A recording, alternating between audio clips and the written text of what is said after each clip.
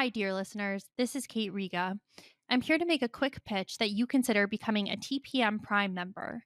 TPM has used the member model for over a decade now, and our loyal members are the only reason we've been able to weather the turbulence of the media landscape and avoid the fate that has befallen so many other independent outlets. For $70, you get no paywall, fewer ads, access to the Hive member forum, a members only newsletter, and more. For $140 a year, you get all of that, plus no ads at all.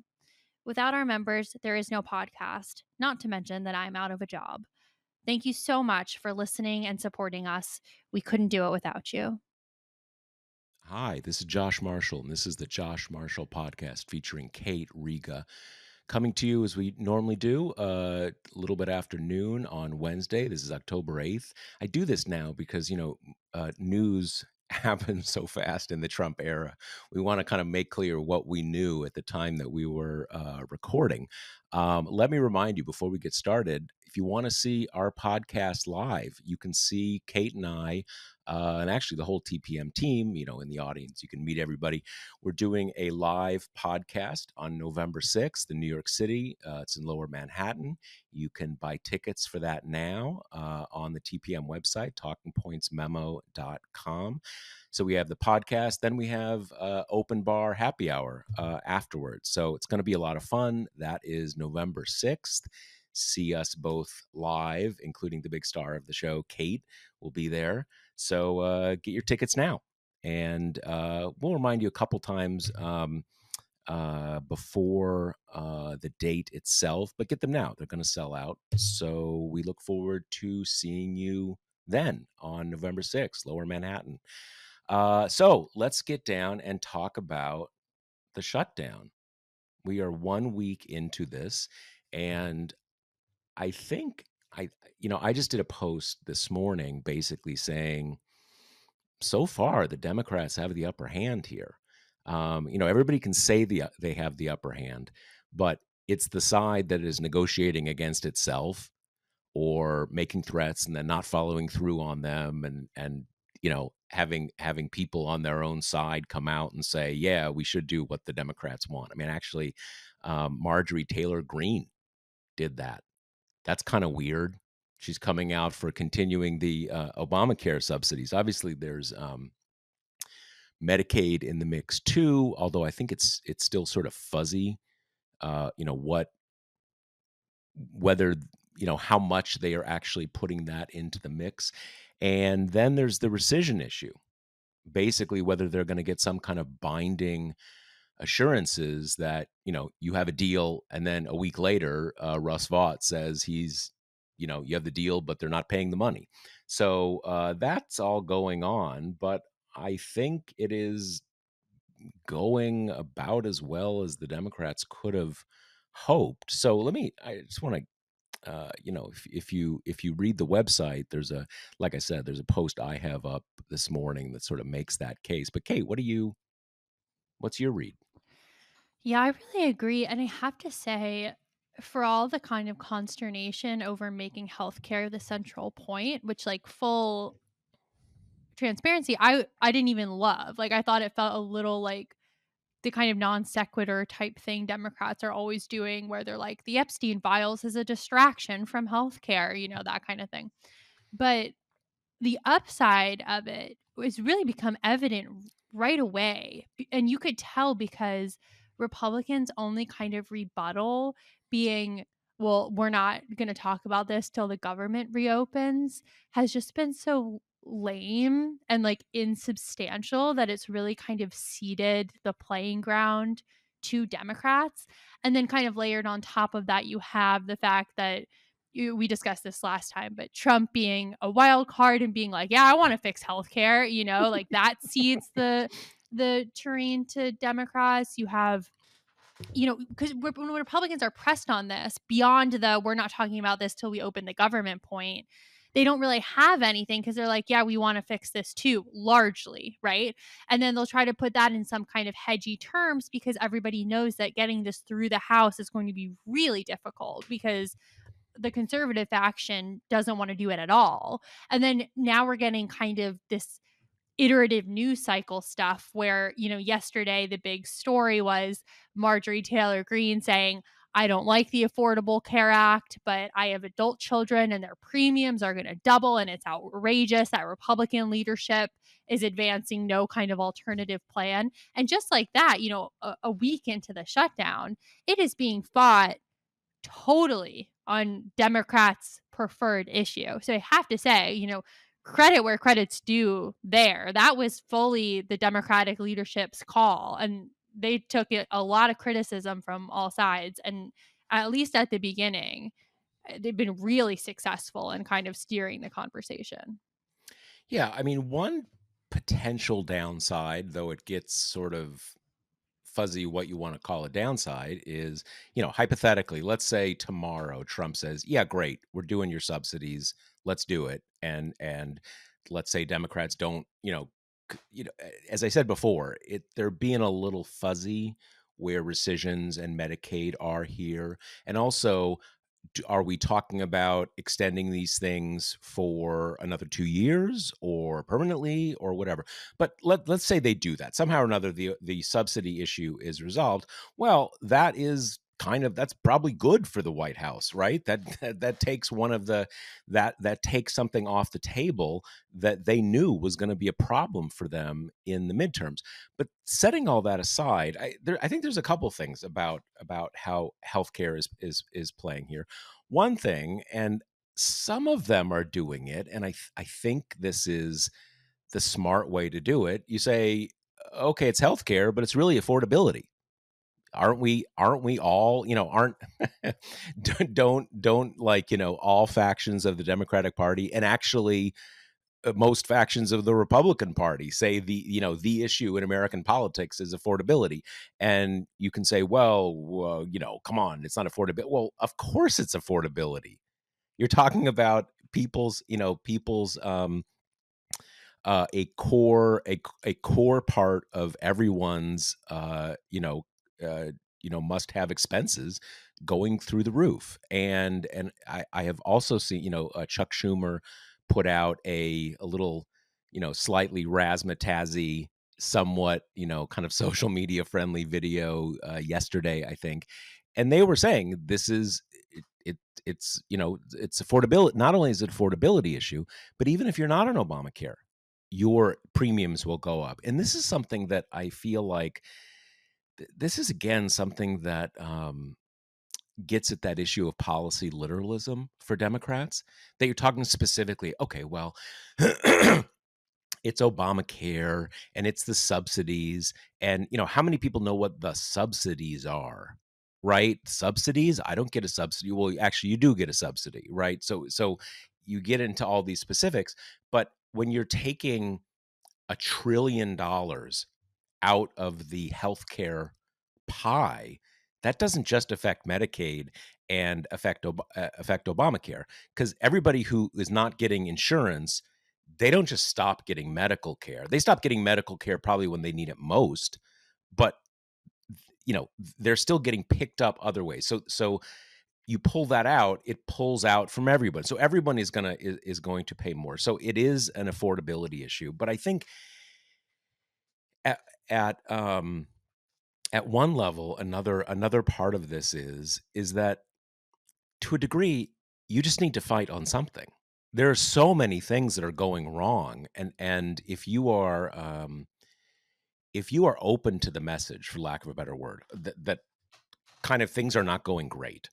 Um, it's not for Democrats to pick exactly, the one secret trick that's exactly the thing you're supposed to focus on, or to say like, okay, we're holding out to undo the entire Trump presidency. um you got to focus on something. And to your point, um this is something that let's say they had made it, and I think there's some good reasons to make it, ICE military takeovers of blue cities. Well, that's not popular, but the Trump people have an argument for that. They want to fight over that, right? They're good to go. They have things they want to say. They're talking about Antifa and all this kind of stuff. But the point you just made, they seem to have no argument at all. right here. They like on the healthcare front, none of the people, as you say, there's a lot of House Republicans that are like, we just don't want this. We don't want the government subsidizing these people's healthcare at all. It's a huge win just getting out of that business.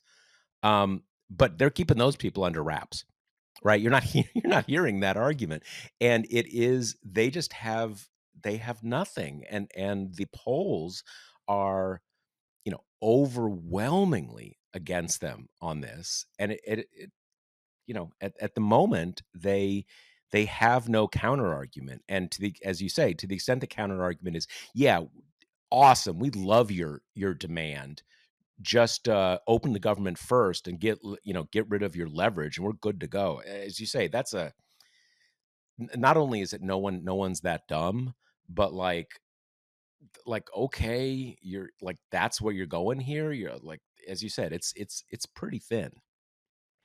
I think there's also a piece of this, which is we're seeing like the first shutdown through our current media fracturing, which is not only worse than it's ever been, but it accelerated in the fracturing like so quickly that it just feels like conditions are different from one 4-year term to the next. And so I do think under Trump, one story survives for such a short time that I think I was kind of thinking of the way this shutdown would play media wise more in accordance with how past shutdowns have played, which is, it's the story, right? Like the networks have a shutdown ticker in the corner of the screen and all day is talking to congressional leaders and when will it end and when will they cave?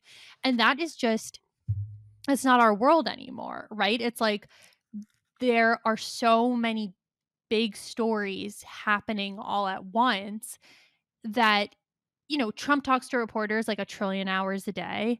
And he's not even like just getting questions about the shutdown. You know what I mean? Because, and we're going to talk about this later in the show, but you've got the kind of escalating violence in Chicago and these various kind of National Guard skirmishes in the courts. And you even have congressional B plots going on, right? Like the kind of, uh, the the House being kept out of session and the refusal to seat the new member who will, help with the Epstein files. And it's like, I think we just have so lost the collective media attention span that there's, it's also just oddly been kind of low key for a major shutdown.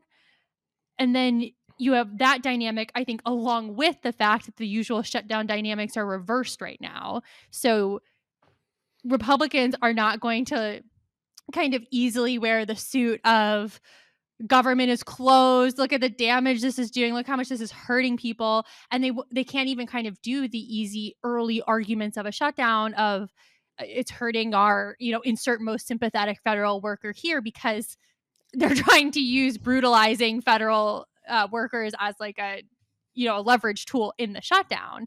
And then you have Democrats on the other side who, in place of kind of the burn it all down, like cowboys in town, Republicans who kind of flourish in that role are, doing these little like healthcare videos and trying to get that across. So I think all of those things kind of combine to make this a bit muted, in comparison Yeah. to how these things have gone in the past.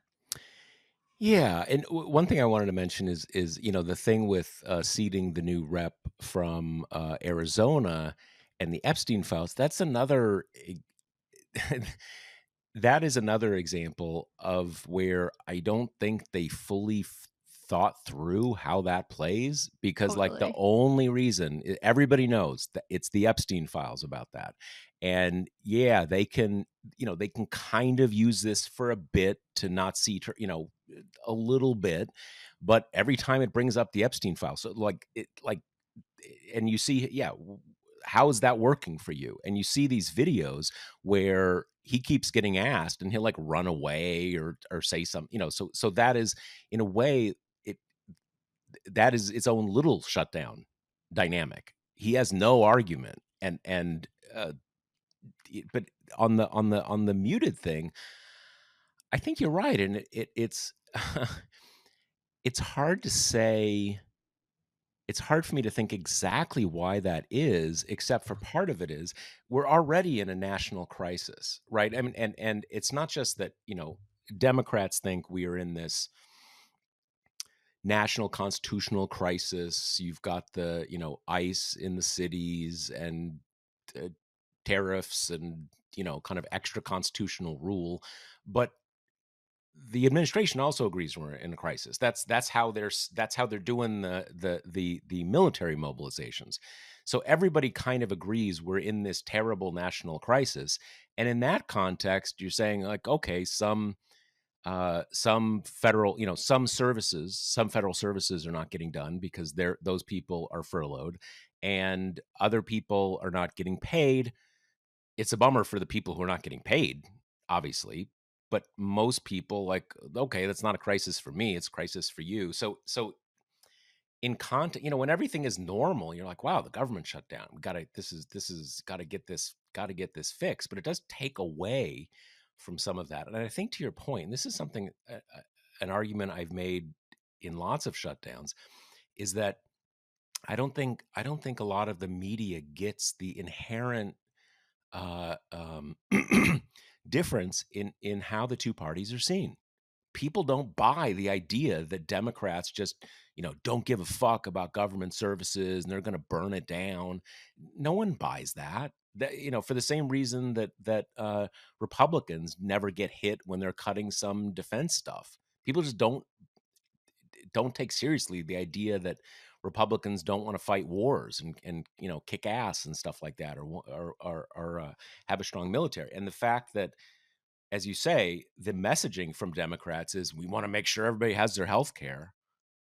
That just doesn't fit with the sort of the how they're trying to portray Democrats, which is, burn it down. So you're right. It is kind of like it doesn't it doesn't feel like it's a big crisis. I mean, again, for federal workers who are listening to this, I'm sure it does to you, and you're right to feel it is. But in the broader sense, it doesn't, and that is kind of the only card that the administration in a case like this has to play, because they're not willing to talk about the policy question. Right. And, caveat it like everything we say in terms of we're starting to get some reports about airports struggling, right? And having air traffic controllers call out of work. And like that is the kind of stuff that in shutdowns past have Yep. kind of changed the politics, right? When things Yep. do become more tangible for people. And shutdowns aren't really a static situation. So things like that can change. But I do want to get at this was, you wrote about this, and this has, I think, been a defining feature of the shutdown as well, which is the revelation of the powerlessness of Trump and then particularly, Russ Vogt, who's being his kind of henchman in this. But one big piece of this is what you've written about, Josh, with the whole you guys shut down the government and heads are going to roll, right? Like Washington, D.C. will run red with the blood of all of the federal workers that we're going to axe. Didn't happen, right? We're getting to a point where like even the kind of more credulous outlets are getting sick of writing It's threatened it's imminent. layoffs looming. It's Yeah, coming. Yeah. exactly. Yeah. Yeah. That's not happening. We've gotten a couple reports of agencies that are still actively rehiring their fired workers in order to be operable. So you've got that on the one hand, and then you've got the newest kind of iteration of that, which is this, hey, crazy, but we just stumbled upon this legal theory that we don't actually have to pay federal workers back pay. So kind of take that, Democrats, right? Like the civil service is going to be just fucked over. And as much as I think you can try to do that. I mean, the law could not be more explicit. I don't think it's winning terrain for them because it also feels like the kind of thing they would give up on without, pushing it all the way to the Supreme Court if they do go through with it. But at the same time, it's so totally lame. Like, they're just trying to think of every permutation to be like, well, we're going to brutalize the civil service. And again, I think this goes back to what you're saying about being in the state of emergency. Like, yeah, you did that, right? You like completely reshaped the way that the federal government works. And of course, I feel bad for the remaining feds who are probably really stressed about if they're going to get a paycheck. Like, that's Yep. awful. But it does just feel kinda small potatoes, like, that's the best you got? You're controlling every lever of government, and the best you can do to get Democrats back to the negotiating table is, whatever poor, scarred, traumatized feds are left, we're gonna find some way to make their lives uncomfortable. It also, and I'm curious your sense being down there in DC, whether what vibe you are getting. It's also just like not. I was gonna say orthogonal, but it is just not directionally tied to anything. It's like, okay, fine, I'm gonna go start a frog hatchery. Like, okay, like, what does that have to do with anything, right? Like, what, like, okay, like, are you gonna, it just, it's just so weird. It doesn't like, it has nothing to do with anything. And I think the Democrats know that as bad as this is for the civil service, it's clear that collectively, m- most people in the civil service want the opposition to make some stand here to shake up the direction that things are going in. So it's not like this is taking a Democratic constituency and making them kind of bail out or something like that. I don't think it's having any dynamic like that at all. And this is what I want to ask you about. My sense is that they said they were firing everybody, and Democrats implicitly said, you know, okay, whatever, we're not backing down. And then they didn't. And in any kind of life, when someone does that, you lose your credibility. So my sense is that with this thing, people are saying like, yeah, like you fired everybody. They just don't really believe it. Not to mention the fact that like the law is pretty damn clear, and everybody involved here was involved in the law. Basically, everyone in Congress voted for this, and Trump signed it. Yeah. Yeah, so I mean, I would say as far as what I've gleaned from being here, it's just like the people who kind of survived Doge and the initial bloodletting, no one is feeling secure, Like none of those people are feeling like, oh, thank God I made it, because there have been these aftershocks in various agencies. So I feel like most of the feds I know have been applying to other jobs all the while, right? Like the initial kicking in the teeth was so violent that I think this kind of, well, and now we're going to root out who's left. It's like those people have been immiserated for months, Like, so I think that dampens it a little bit. And just this whole, I know there are feds everywhere in the country, but obviously they're mostly focused in DC. And it just feels like DC has been so attacked over and over and over again this term, because the stuff at the beginning was just shocking. Like so many people lost their jobs, and yep, it's not just the feds, right? It's like most people are either a fed or a contractor or they work on federal funding grants. So it's yep. like it just touched everyone. And then you have the occupation, right? And it just feels, I mean, still like my whole neighborhood is just totally full of National Guards with huge guns every day. So you've just been so trampled that I think by this point it's kind of like unsurprising, right? Right. That they would implicitly and explicitly kind of threaten this. Do you get a sense with either other reporters or just kind of you know, other people in DC, that the fact that not that these firings have not materialized has made people kind of question whether not just whether they're going to do that, whether they're going to do the, not do the back pay, but I don't know. My sense is that it is starting to sink in. Maybe they don't have a plan here, and maybe they don't really have a lever that they can use. Because again, it's just one of those. It's a schoolyard thing. You threaten something, you got to be willing to do it. And once you don't, people really start doubting whether to fear you, basically.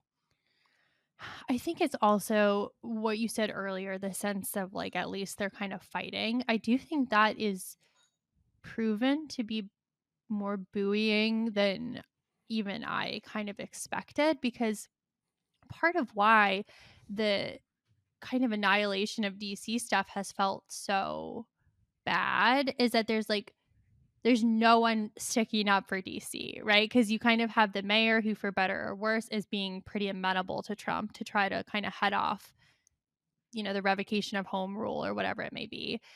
The delegate, Eleanor Holmes Norton, is just like not capable of public speech anymore. So you're just like kind of out on this island. And Democrats will say, like, I don't like the Doge, I don't like the firings or whatever. But it's like, you don't have people kind of like making their grand filibusters or whatever in support of kind of the civil service, right? Because it's been so demonized, the bureaucracy. You have to kind of be fairly informed about government to recognize the importance of the civil service. So, I think now, even though they're fighting, under the auspices of healthcare, not necessarily for these people, at least it's some sense of like, me and all my friends got fired, right? Or I have my job and all my friends who've worked here for forever, who are really dedicated, got unceremoniously tossed out of their offices. At least now someone's saying, kind of like, fuck that, we're at least going to register our disapproval with this whole project, which is how it feels to me. I know they're fighting on the healthcare terrain, and that has proven advantageous, but from the beginning it's felt more amorphous to me. Like, it's felt like the way this is registering is we oppose the regime. Mhm, mhm, mhm.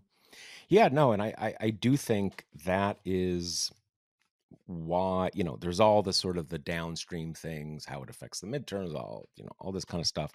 But and this is what March was about. And March is water under the bridge, but some sense we have just been in this situation for 9 months now, where there is like there's just one fighter in the ring, and he's punching everybody, and there's no one, there's no one punching back, and that is a scary feeling. It is a immiserating feeling if you were directly being, wounded by it. But it's just demoralizing. And now you have someone who is in the ring and is actually landing punches. And again, it's a literalism that I think even some of us were guilty of. That at a basic level, it just doesn't matter that much which thing you are picking your fight on. It's just you're fighting, and you can, as I said at the beginning of the episode, Trump knows he's being fought with. Right? He's sort of he's there. We're seeing the pressure create fissures in their world, right? So in that sense, I think it matters less than people thought. But maybe to a certain extent, people were so starved of any fight back that kind of like anything will do. But as you said, I think they're fighting this whole system. It's also fighting the deployments of National Guard and everything else, and everybody knows that. Yeah, so let's talk about that a little bit, because I do think I said this, but I think that's part of what's dimming the shutdown fight, is that there's something scarier, more Yep. violent, more visceral going on at the same time. And that is, we'll talk about both buckets, but you have the attempted deployment of the guard to various places, and then we're having big legal fights around that. And then at the same time, you're having upswing in violence, mostly in Chicago right now, which is being done not at the hands of the guard, but by ICE and DHS people primarily.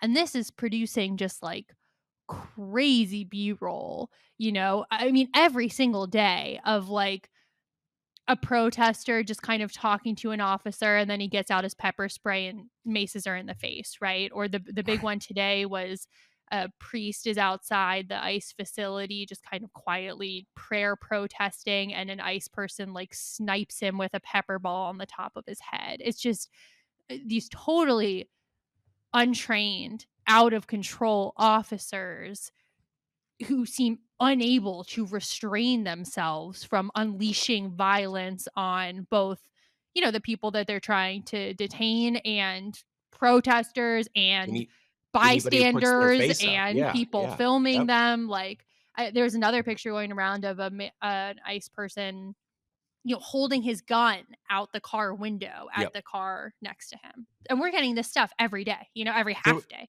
there was a video I saw, this morning, and I think it was a video that was, seemed to be, like, from a surveillance a normal surveillance camera, one that's outside of a store or something, like, a stationary surveillance camera, and, couple guys are outside a store, they're just there, right? And all of a sudden, an ICE car, uh one of the other weird things here is they're using a lot of rent-a-cars, which Yeah. is a whole other level of kind of like gangland weirdness. Like, you're the government, guys. You have your own cars? You're going, like, to Hertz, right? And renting Right. these things. In any case, car, zooms up on the sidewalk. A bunch of guys, pile out, in uniforms and masks, all the standard stuff. The civilians who were just standing there, try to run into the store. Everybody runs in. Who knows what happens? But then the last guy coming out of the vehicle is a guy with with a camera, and it's clear in this case. First, I thought, well, maybe it's a media ride along, right? But it's clear in terms of his, what he's wearing. He's also with ICE. So, and this is there's so much going on here that, you know, uh, they are a big thing is they wanna film it too, because they wanna do they use the ICE, Twitter account, and they show these as sort of like, almost like their own snuff films. I mean, it is, there is this, ironic, weird thing where both sides wanna get the video out, right, to different audiences. But just that point that, again, that you have, who knows who these guys were. It was it, you know it's pretty hard to imagine that this was like, oh, we've been looking for that guy, right? But that they have, their social media team is so deeply embedded in what they're doing. And to your point, there was, over the weekend, the DHS, I forget her name,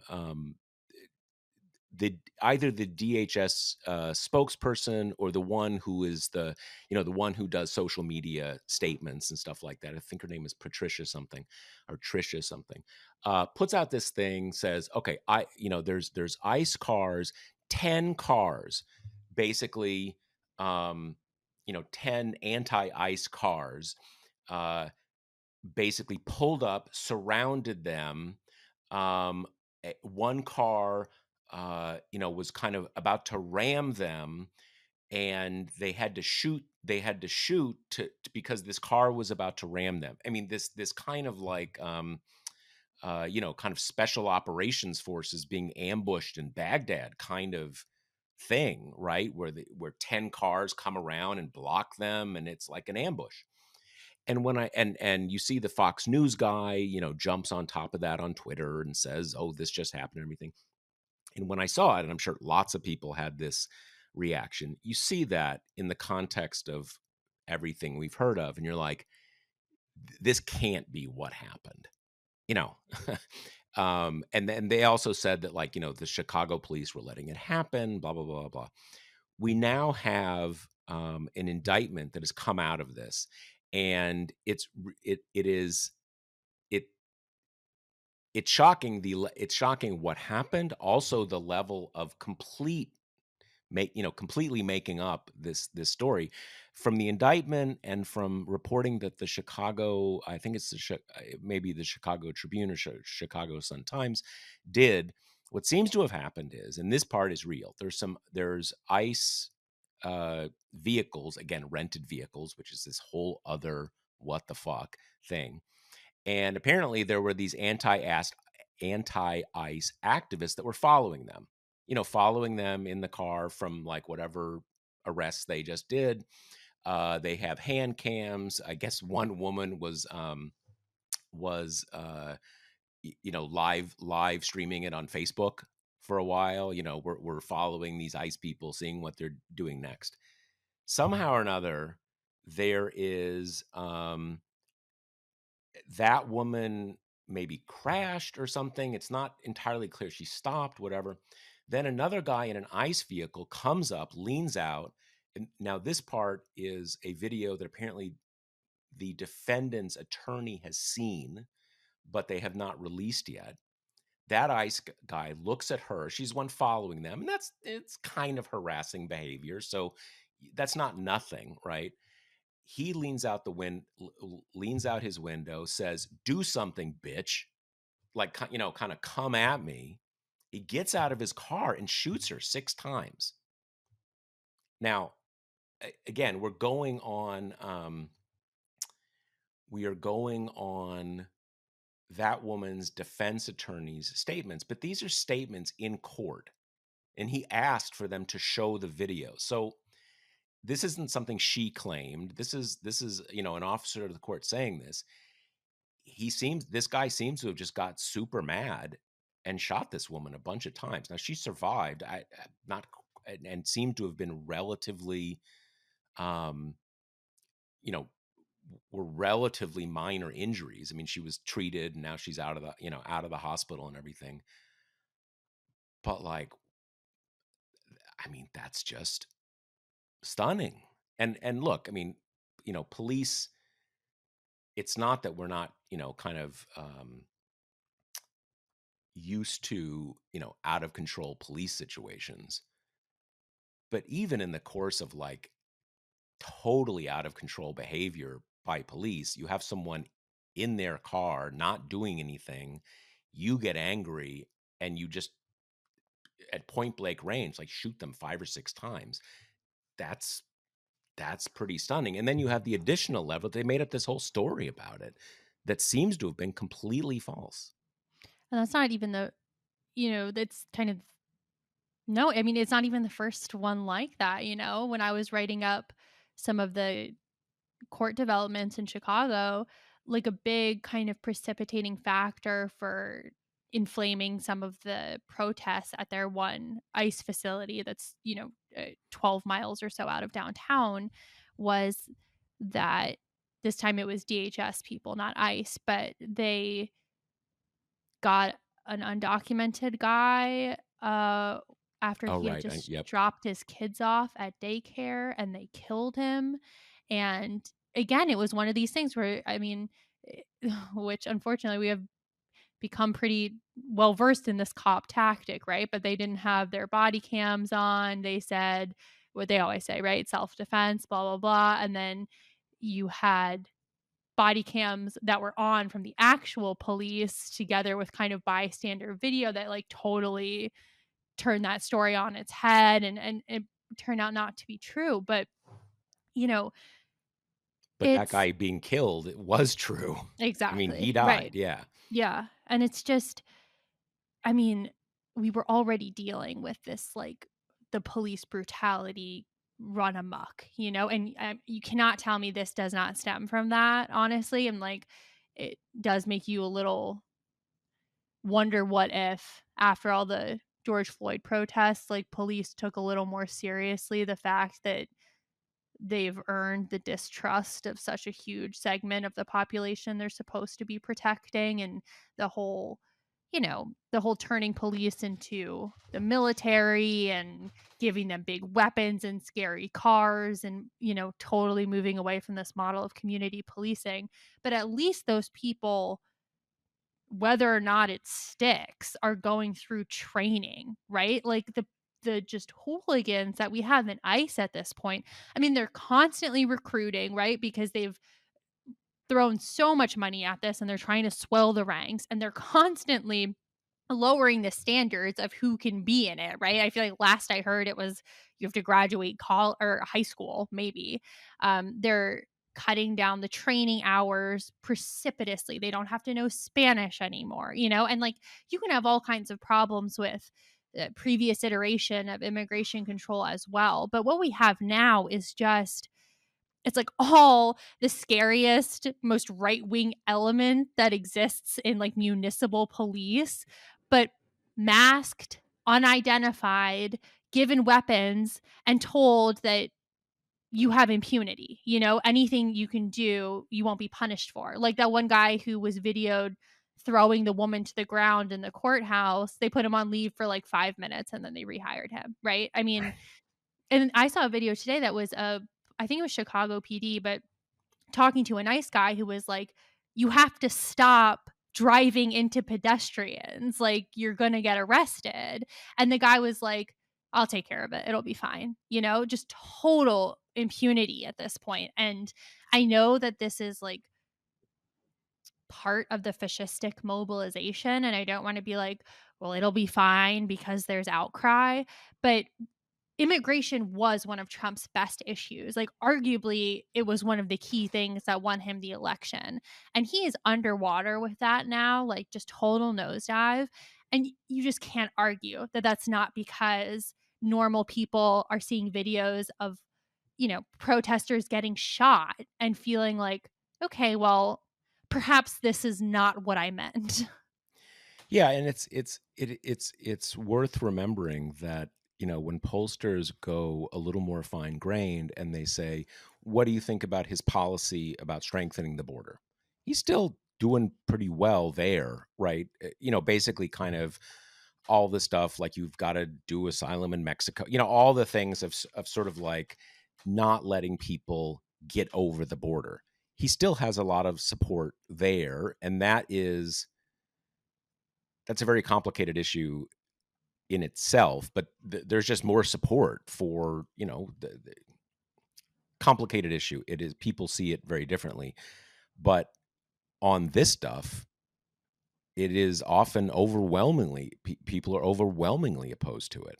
And there's one thing that is one of the interesting dimensions of this is that for good reason we are in some ways even more civically opposed to the deployments of the military for really good reasons, right? And there are a lot more legal limitations on that. Ironically, though, the actual National Guard, like the National Guard, tend not to be doing much for also. I mean, it's ICE. I mean, all the actual brutality, the actual people being physically wounded, harassed, this kind of climate of terror is coming from ICE, and ICE is something. There's yet another one of these stories. People have probably seen reports about it. They did this. What I think you have to something that was designed to be like a commando raid of this kind of lower income tenement basically in Chicago. They apparently had people like they had agents literally rappelling from helicopters down into this building, surrounded it, bust fence, all the look, it's a building. Buildings have how many entrances or exits. You can just like not let anybody leave the building. And that would be a whole other issue. But this kind of wild overkill kind of stuff. What they did there was they took everyone into custody, and this was it kind of, I think reporters understandably have it's an awkward subject to talk about, but a lot of the people in that building were clearly American-born African Americans. But in any case, all of these guys were all taken into custody, right?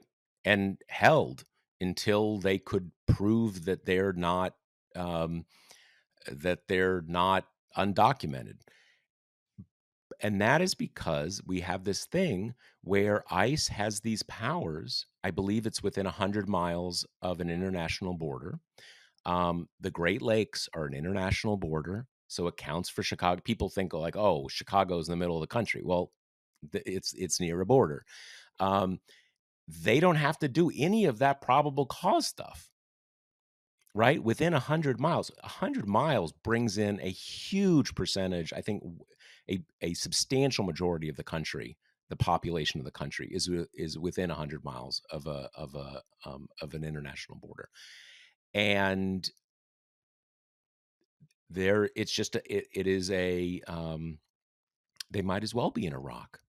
There's no thing where you come to your apartment door and you say, show me your warrant. What do you mean you're taking me into custody? I didn't do anything. That part of the lawlessness of ICE was always latent in the system, and now they're just running it to the hilt. It's craziness. It's craziness. And again, it's ICE. It's not National Guard is super important, but they're not actually the ones brutalizing people. Yeah, and I want to press on that. I do want to add with the raid, the disquieting detail of underdressed children being pulled out of their apartments as well and detained. I mean, it's just they're doing it because they delight in scaring defenseless people. Yeah. But the National Guard piece, I've been really, really thinking about this question of they're engaged in these like high octane legal fights to deploy the guard, right? The kind of center battle right now is there's not a lot going on in Portland, right? You have like 10 or 20 people kind of outside the ICE facility on most days. The police chief in the area is saying it's pretty calm, right? They're not really having to bring in backup or anything like this. Trump decides he wants to send the guard because he sees some B-roll from 2020 and decides, Portland is burning. The judge says, no, you have to have a colorable claim, a reason to send in the guard. This isn't going to fly. They said, okay, fuck you. We're going to send the already mobilized Texas and California guard, and we're going to send them to Oregon. And then the judge holds this emergency, late night hearing Sunday night that I listened in on. And she's really mad, right? She's like, in what way are you not just circumventing my order? A Trump appointed judge, mind you. Um, and, the guy's just the DOJ guy is waffling, doesn't have anything to say, whatever. She said, okay, you're not allowed to send in any guard from any state or the District of Columbia into Portland, and they're appealing that. And at the same time, they said they're also going to send in the Illinois and the Texas guard into Chicago. We already have a lawsuit there. There's going to be a hearing tomorrow. But I have been pondering this question of why is it so important to them to deploy the guard all over when, as you said, the obvious kind of epicenter of the brutalization is ICE and maybe, DHS, but everyone in this kind of like immigration space. And because the two conclusions you're left with, right? The less worrying one is they like the theater. They like guys in fatigues with big guns on corners and making people nervous. And like that's how it's been here, right? The guard are just standing around, but we are not used to seeing hugely heavily armed soldiers in our neighborhoods, and it's uncomfortable. Or is it two, you think that they will be turned to more violent ends in the future, or they're holding out hope for that, which is part of the kind of JD Pritzker theory that he's trying to get soldiers into place in advance of the midterms, that kind of unsettling universe of the world where this is getting people acclimated to the presence of troops and things are going to escalate with them in the future. I don't know. What do Yeah, you think of that? I think it's both. And I uh, I am skeptical that they have really worked out plans for exactly what you're going to do. But there's a reason that the U.S. Stations U.S. military all over the globe, right? We have we have what is it now? It's probably maybe it's down to 15,000 military personnel in South Korea. There's troops all over the world. If they're on the spot, you got more freedom of action, right? If they're already there, you've got a lot of options. And I think this is kind of fundamentally similar. That and you know, when you hear about what Trump White House people say, sort of off the record, they will often say we're trying to kind of get acclimatize people to it. We're trying to get it to feel normal. And the reality is that if the president can deploy National Guard, that is just a menacing thing. Regardless, your civilian area is occupied by soldiers, and those soldiers are at the at the say so of the president, the commander in chief, and he's also your political opponent. That speaks for itself, right? Like I don't think you need to know exactly what you're going to do. You've got someone under your thumb if you've got got the military in place. And then with again, it's not clear to me that they have a really clear theory of exactly what they're going to do. But with ICE, combined with ICE, um, are they going to station them at precincts? Why not? Right? Why wouldn't they do that? Given what we know about the Trump mentality, why wouldn't they do that? And if you already know that, I mean, let's talk about them as a unit now, ICE slash National Guard, because they could become a unit, right?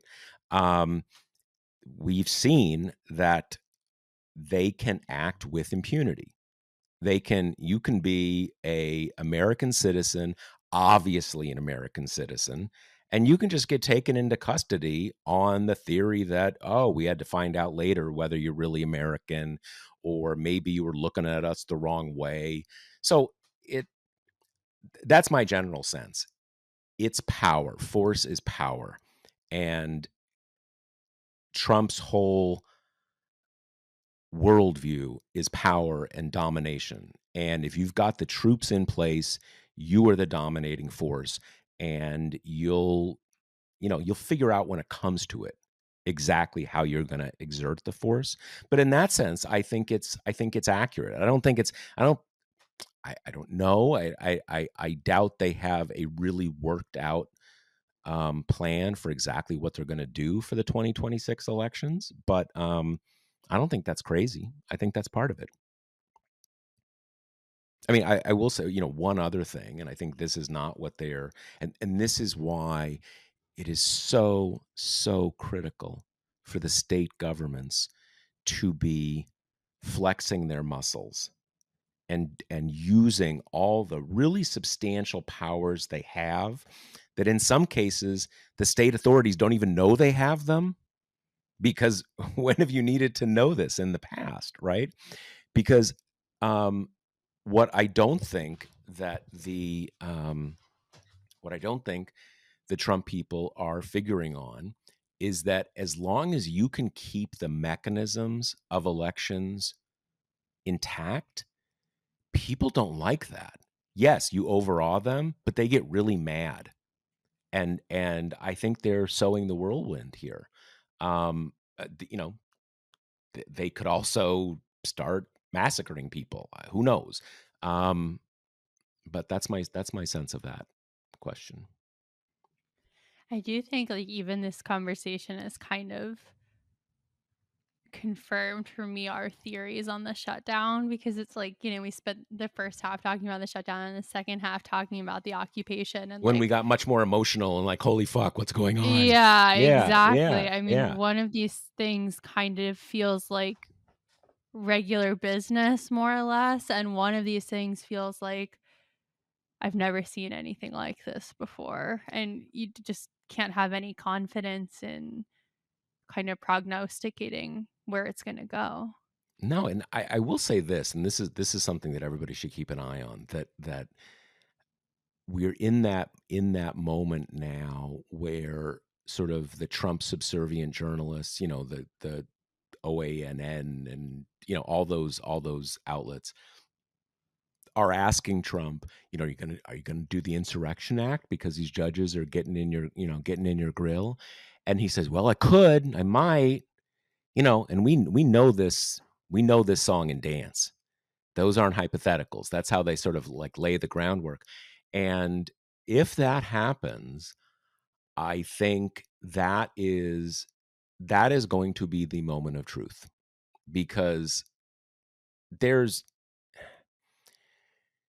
there's so many problems with the corruption of of the judiciary, lots of laws that create just these sort of like, oh, such and such needs to have happened, and it's up to the president to decide whether that's happened. So kind of, you can kind of do these things in these like loophole areas, but if he does that, that goes to the court, and then the Supreme Court has to decide what what the limit is. And I don't know what they'll do there. I'm not confident that they'll say, cool, you know, occupy these states and like declare martial law with the Insurrection Act. Um, but that at least is then we will know where everybody stands, and we could be close to that. I mean, it feels like it. It kind of feels like the escalation now is happening every week, you know? I mean, Hmm. we talked about multiple killings on this Yeah, episode.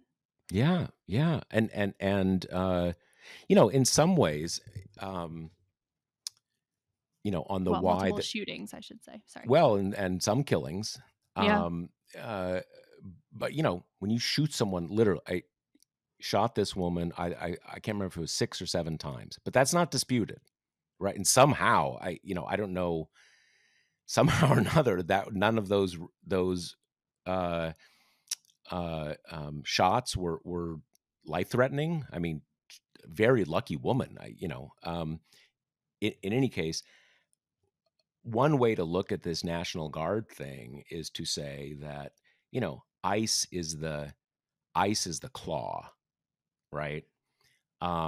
They do the dirty work, but you've got the National Guard there to say like, don't fuck with the ICE people, because we actually have the military here, right? To kind of to sort of to overawe everyone while ICE kind of goes to town, and in some ways that's what we're already seeing.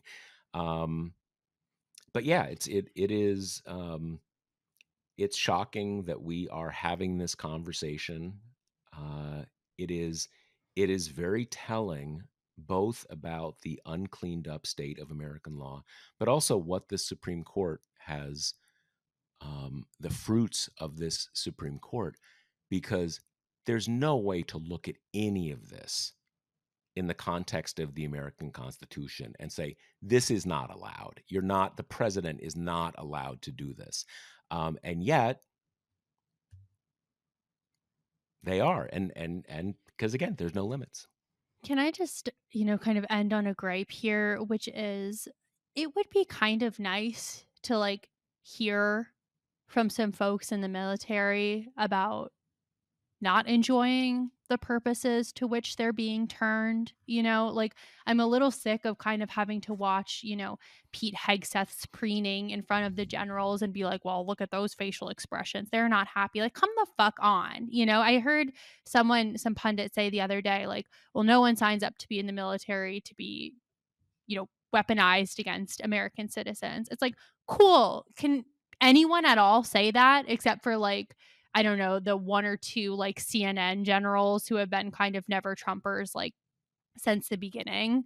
I'm not saying you even have to go on the record, but it would be kind of nice to start hearing from these people a little bit because I think, the division was often like, well, ICE are the freak shows and the National Guard doesn't want to be doing this, but this is what they're doing. It's like, cool. Can someone confirm that? And I'm not like being Pollyanna-ish. Like we know these are kind of have always been conservative right-wing institutions and that a lot of kind of rank and file tend to be the right word part of that. And then, as you get up into like officer ranks and more educated ranks, the politics kind of balance out a little bit. But I think it's kind of shocking that they are at least being, as we've described, poised in this threatening way, if not, turned on American citizens yet. And like crickets.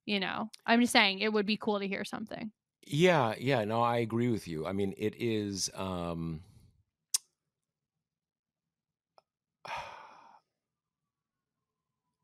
it I would imagine I think it is complicated because part of the apolitical military is that you don't have members of the military saying, "Yes, sir," and then going and talking to press and say, "The president is a total freak. I hate him." Right? I'll go off the record and say that then. Well, off the record too.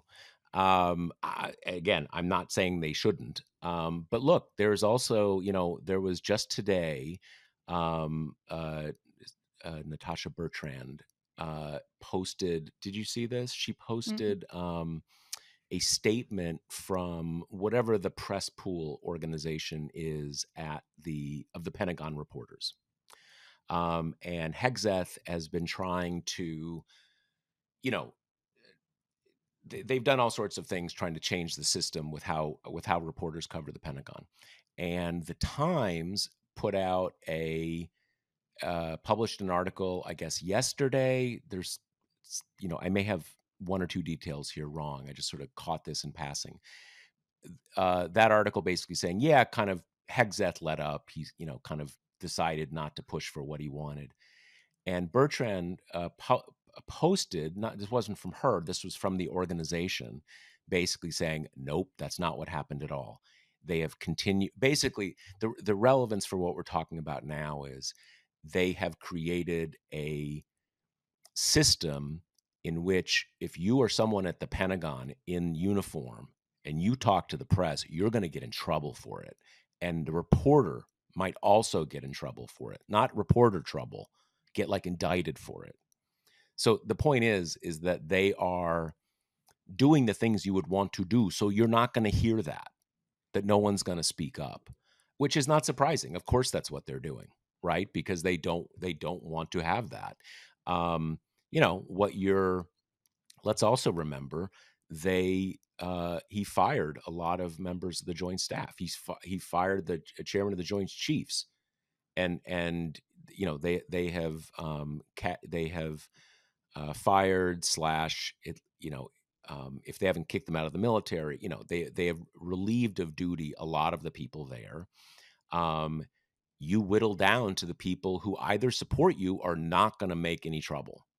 So that is, look, this is how you dismantle a republic, right? You make sure that you really have control of the armed forces, and then you can do stuff.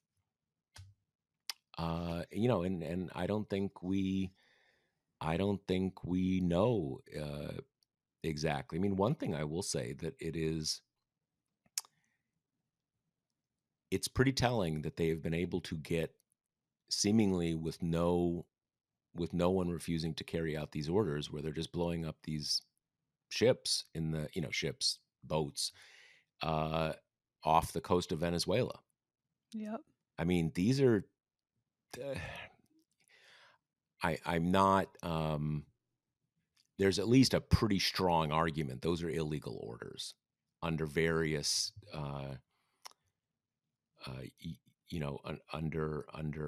under U.S. law and under treaty obligations that the U.S. is a signatory towards, but they've been able to do it. So that's a that's not a good sign, to put to put it mildly. Um, so The yeah, we're cavalries that are not coming to save us are yeah just too yeah yeah. numerous to name at this point. It's absolutely. It is true though that the National Guard is they're not career military, right? And they have I think may have more of the kind of the political tilt of the military in general, but they're also people who just have jobs in the community, and you know um, so there's it's a bit of a different equation, I think. Um, the National Guard, the actual troops in the National Guard versus regular military, and I'm not sure which way that you know which is more compliant. I don't know, but the background is very different. But that's also another reason why you bring people in from a different state, right? Because if you're in the Illinois Guard and you are shooting people or whatever in Chicago, where maybe you're from, that's got to be uncomfortable. On the other hand, if you're from Texas, I don't know these guys. This is there's a lot going on, to put it mildly. And again, it really does go back to this is all at the foot of the U.S. Supreme Court, really, because what happened to posse comitatus? We got all there's all sorts of laws on the book that basically say you can't use the military like this. And somehow all of those laws turn out not to matter. And that's the courts. Or to put it more specifically, it's not even the courts. There's certainly a pattern here. Oftentimes it's democratically Democrat appointed judges.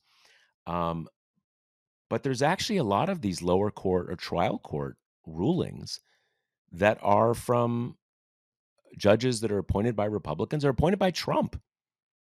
And then these things are just vacated by the Supreme Court without without any explanation. So it's not even like, to an extent, it's not even the judiciary. It's this Supreme Court has allowed this completely out of control presidency to do this. And that's where we are. And everybody needs to think about what the solution to that is. I mean, one of them, I think, is that you have to you have to change the composition of the Supreme Court. This is this is no longer about you know different theories of Miranda rights, or different approaches to rights to privacy, where most of us at least believe that there are you can believe things that are different from what you or I may believe, but you're still kind of in the judging universe. There's no way to look at the US Constitution and look at this and say, yeah, this is what you're supposed to be able to do. You're not. This is crazy. And that's all at the foot of the Supreme Court. And on that cheerful note, Yeah. Yeah. Well, we live in interesting times, and we all have to think about how we will react to that, and what we'll do, and how we will, tell people in the future what we did during this period of time. So, yes, on that uplifting note, remember, buy some tickets to come see us live on November 6th in New York City. But for this episode, I think that's all we got. Yeah. Yep. All right. See you next week. Later. The Josh Marshall podcast is hosted by me, TPM reporter Kate Riga, and TPM founder, editor-in-chief Josh Marshall. The show is produced by Jackie Wilhelm. Thanks to Why Not Jansfeld for our podcast theme song, and thanks to all our TPM members who make this possible. Rate and review us on Apple Podcasts, and subscribe wherever you listen.